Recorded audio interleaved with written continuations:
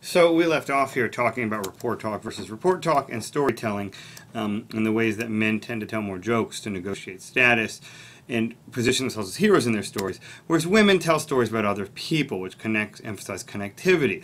This is why sometimes people say that gossip is more of a feminine style of communication, because gossip is about other people, what they're up to, what their relationships with each other, which is really an issue of connectivity and not so much about status.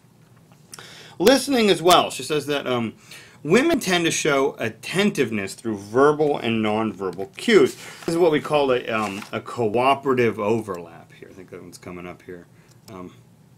Right there, right, where women and men listen very differently.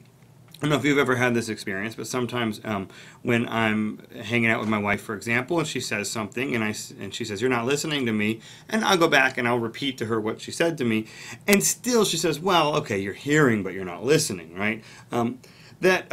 So that what women tend to do is engage in a cooperative overlap, but they want to help each other. So like questions, for example. "Oh, and then what'd you do?" "Oh, really?" Right? And like nodding your head, eye contact, etc. shows that cooperative overlap, shows that you're trying to contribute to the conversation, and the conversation is collaborative rather than something that is confrontational. Now, men tend to avoid these cues for status reasons. Says that being interrupted is perceived as a threat, because remember, men speak in monologic ways, and feminine styles of communication are primarily about dialogic ways of communicating. And so if you're interrupted in the middle of a monologue, right, that's a kind of threat to your power. So men avoid these kind of cues, that cooperative overlap, for those kind of reasons. Men are regarded as a power move.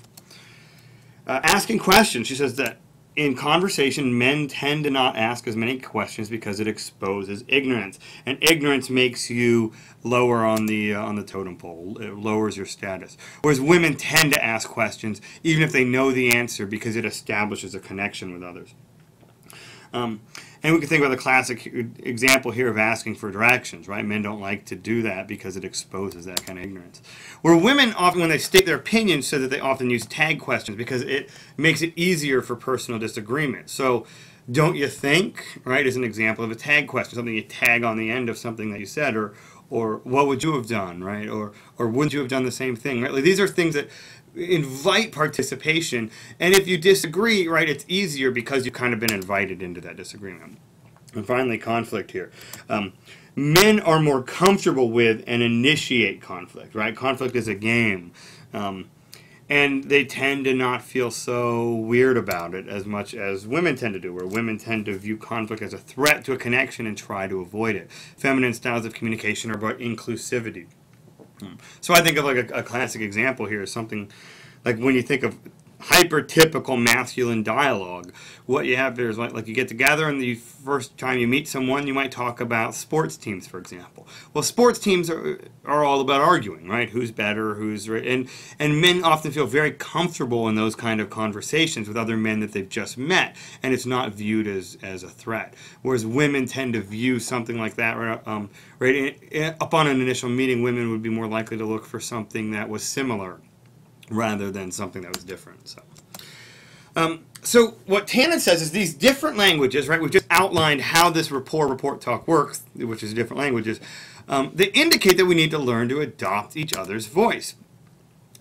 Tannen believes that there's not much hope we're going to alter our linguistic styles, right? It's not like we're going to be better, like I could be better at speaking woman, or feminine, or people who speak feminine would be better at speaking masculine.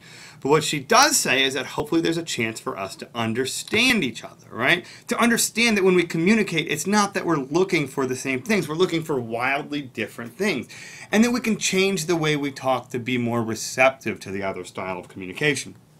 So the question isn't, right, like, do I need to learn to talk in feminine ways? It's how do I need to learn to communicate in ways that are open to what people who engage in feminine styles of communication are trying to get out of talking with me. Couple questions here, right? One that might be good for your journals here is, do you think you understand the opposite gender? Now, some people also complain about this theory because they say it becomes self-fulfilling prophecies. You tell women they need to communicate in this way, and they will. And you tell men they need to communicate in this way, and they will. And then we get trained to communicate in these kind of ways, and all we do is we perpetuate this language barrier that's between us. Tannen says men are not interested in connectivity the way that women are. But do you think this adequately explains male bonding, right? Sometimes men connect over conflict, for example. And I think there's often an intense bond, an intense connection between men in moments of conflict. And some theorists argue that Deborah Tannen doesn't do a good job of accounting for that. Now, this is the big one, right? This is why feminist theory really doesn't like the work of Deborah Tannen, because she never talks about the issues of power, right? Sexual harassment, oppression, etc.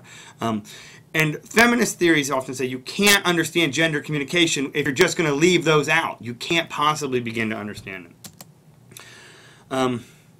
That's just one for you to think about for yourself. She doesn't offer critique. Remember, she says they're both valued. Do you think so, or do you think one style is more fruitful for understanding? And that one's probably going to show up on your discussion board. So, all right, this is an interpretive theory. So let's run it through our criteria here. First, is a new understanding of people. Yeah, I think so. It's interesting to think about men and women as speaking different cross-cultural communications. I would say high on that. Clarification of value. This is where people say it's weak. This is where that feminist critique comes in, where people say, right, she's really not trying to tell us where she's coming from. I guess she is in some ways when she says she's trying to help us understand each other better, but some feminist theorists wish that she would push that further. Aesthetic appeal. I think so. I think it's relatively attractive. Discussion and community of agreement. Yes, yes, yes. Lots of people talking, not only within the academy, within academia, but outside of that as well. And reform of society. This is the other one, right, where feminists are saying, no, she doesn't go far enough to help us reform society here, actually. So anyway, I hope you think it's interesting. And when you hear our next gender lectures, listen to them in light of this, because they're very different to what we just heard. Hey, I'll see you all next time.